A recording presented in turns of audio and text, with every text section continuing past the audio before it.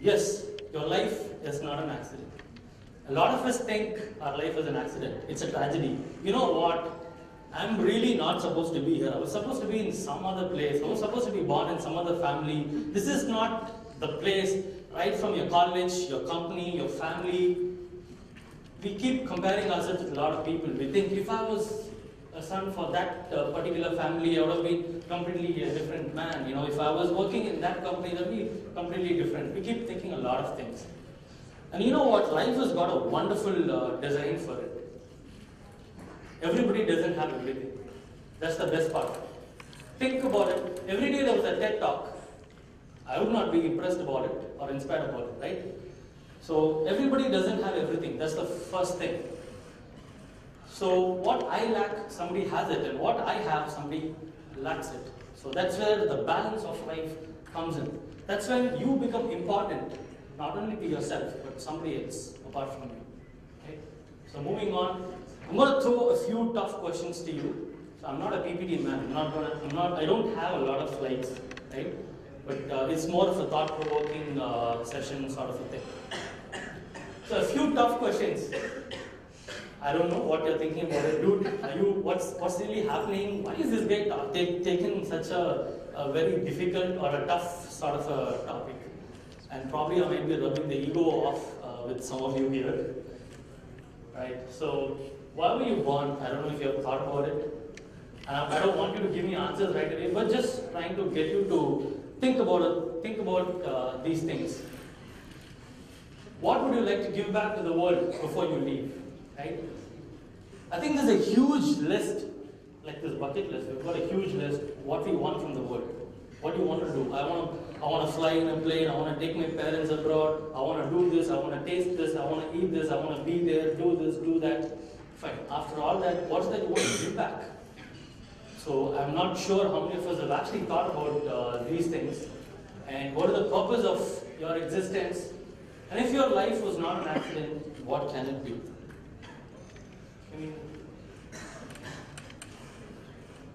Yeah, so coming back to purpose again, the few elements you can say that kind of forms somebody's purpose. And you know, the whole concept of purpose is quite ambiguous because people keep mixing up dream, purpose, ambition, your wish, your will, and everything, and they say, okay, fine, this is precisely what my purpose is, or approximately, or vaguely, this is what my purpose is. But purpose has to be backed by a lot of conviction, right? There are a few points at the background for purpose. One is passion. End of the day, you really need to love what you're doing, right? So identify what you really love doing. Because, you know, people say, there's one famous line, I read it in a book, that said, you will never work if you do what you love, right? Because it just becomes a passion. You take this engineering people, or probably Mr. Abdul, it wouldn't seem like work for them, right? It's like passion. We've got poets, we've got people with, who run drama shows. It doesn't even look like work for you, right? It's like passion. So understand what you're really passionate about. And the fantasy here, the word I've tried to use it like an alternative word for dream. So what do you fantasize about?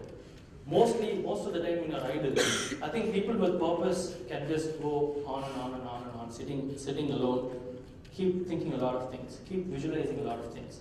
Because psychologically, reality happens twice. First it happens here, right?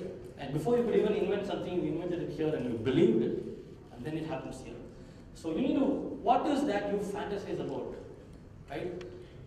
I'm very sure, you know, even for a joke, we called this guy Mr. Abdul and we asked him, if you're a Superman, what would you do? I was thinking he would say, I would plant 1,000 trees in one day, but he said he would take the rat pickers and, put them into some other place. You see, that's in his background, it's running in. He's fantasizing about it. Oh my God, I'm going to do something about it. You eat, sleep, live, breathe it, right? So see or think, what is that's running in your subconscious mind? Probably you might even pick that up as your purpose or dedicate your life towards that cause. The third thing is philosophies. We've got our own philosophies, our own belief systems, right? So that also plays a vital role in framing up your purpose. And peer pressure in a positive way, right? Because we call it inner circle, right? And I have one small criteria for me to become friends with somebody, because my coach taught this to me. James, you become a friend of somebody if you have something, if you think you can add value to his life, or if you think he can add value to your life, right? So I think we have a lot of things to share and contribute to each other with friends. So see what energy and motivation that we can take from our friends so that we can keep moving towards a purposeful life. And fourth is perception. How do we perceive things? Your perception also plays a vital role for your purpose, right? So the way you look at things, everything completely changes. The most simplest form or example that I can give for purpose or give for perception is the way you look at life. Do you know sometimes people attend a program and they go back, probably after TED, some of you might have this feel. They attend a program and they go back and say, you know what, my life has changed, everything has changed. Telling you, nothing has really changed, just their perception of things, right? So when you look at a big picture, when you live life with a purpose, what happens is you start wearing a different shade, right? You see, there's the wall, right? So what color is this wall? It's white in color, right? Imagine I'm wearing a blue color shades and I look at the wall. And the wall looks blue to me, and somebody is wearing a yellow shade, and the wall looks yellow to them, right? So that's how the world completely, the way we look at everything shifts based on our perception, right? So that also plays a vital role for your purpose. So can we move? So the previous one I gave you because for people who are trying to identify or not quite there to really not got an idea about your purpose, these elements can really help you. So I'm going to narrow down to two different contexts of life. There are two ways you can live life. You can live a purposeful life or a not purposeful life, right? Or a life that's filled with identity, right? Just two simple things. You're either here or there, or probably trying to move here or move there, right? So a purposeful life and a life of identity.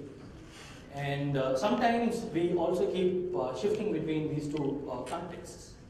So what is that? What happens with an identity life? Just want to start from the last line.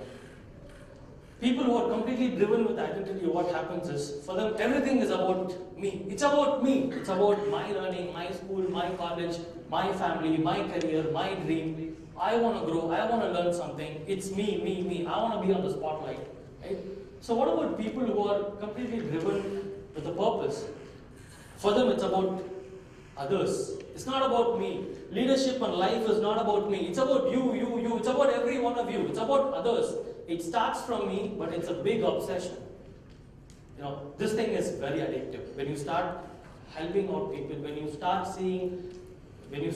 experiencing that life's redefining moment of making others happy, you get completely lost in it. It's very addictive. So, purpose-driven is more about others.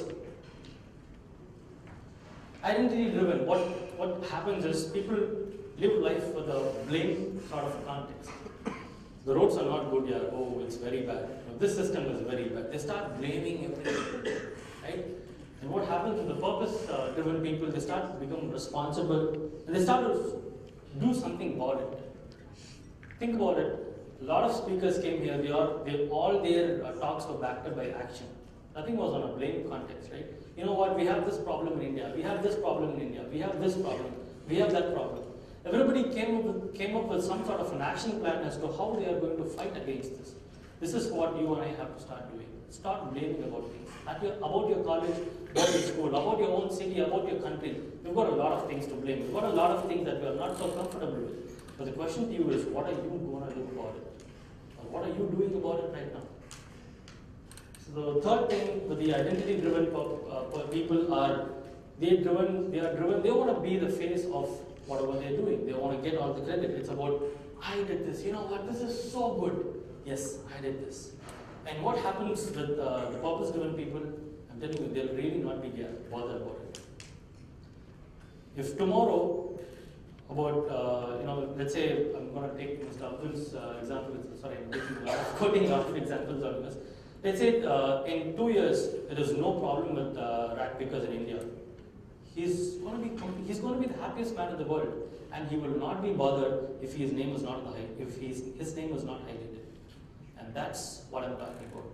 You and I are supposed to be made of that kind of stuff. Trust me, don't be bothered about the credit. That's the easiest way to get anything done on earth. At your own office, at your own work, at your own everything that you do in everyday life, just don't be bothered about who gets the credit. The last thing, the added advantage of living a purposeful life is you get to leave something back to the society. Now, there's identity-driven people. If you think you want to be so popular between these 2 points called birth and death, which we also call it life, I don't know where you're heading towards. But when you live a purposeful life, you may not be very popular in between this birth and death. But even after that, lots and lots of people are going to think about you, they're going to talk about you, they may praise you, but still, you are going to be behind smiles of thousands and thousands of people. Okay, now this is my last slide. So some of you might be wondering, okay, fine, you've told all this, how am I going to really create a purpose for my life? How should I understand the purpose of my life? This may help, right? First thing is identify your unique talent. Identify what you're really good at. Like Sir said, core competency. Jot down what are you really good at. I'm telling you, I think I'm really tired of asking these questions and also tired of getting a lot of this question. My new question to you is, what are you willing to get good at? What are you willing to get good at? Enough of this is not my cup of tea, that's not my thing. If everything in the world was possible, what is the new talent that you want to develop yourself in, right? So identify your core competency, what are you really good at? What bothers you more in life? You know, all these TED speakers that came, they had the problem, the extraordinary problem. There are 2 kinds of problem in earth. One is the boring problem, another one is the extraordinary problem. The boring problem is I don't have pocket money, I have curfews at home, you know, and I don't have a boyfriend, I don't have a girlfriend. You know, all these things I'm telling you, they're boring. Some of the extraordinary problems, when you every day morning you get up with, wow, today is not enough. I need to do something else. You know, the problem of creating a big transformation in the society, problem of removing all the rat pickers in the society, you know, problem of educating a lot of people, problem of bringing everybody back to their old age, the childhood, making them think like poets. All these things are extraordinary problems. Doesn't it pull you out of your corner every day?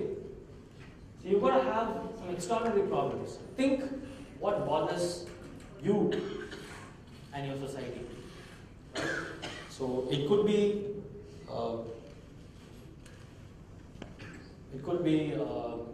beggars, it could be leprosy, it could be cancer, it could be anything that you want to dedicate your life for. Or probably an even different question that we can ask is, if you were to dedicate your life to one particular social cause, what would that be?